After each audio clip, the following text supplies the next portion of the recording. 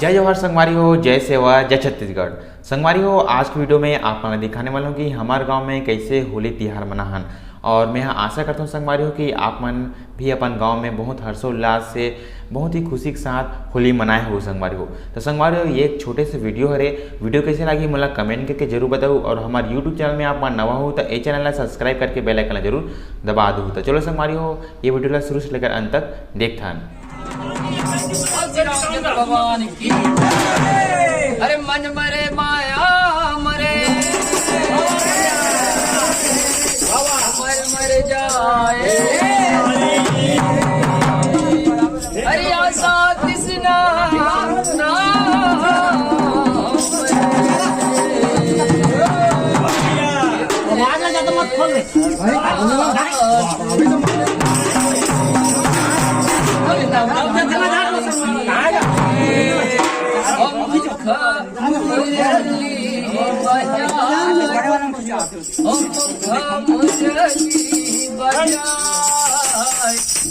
छोटे से श्याम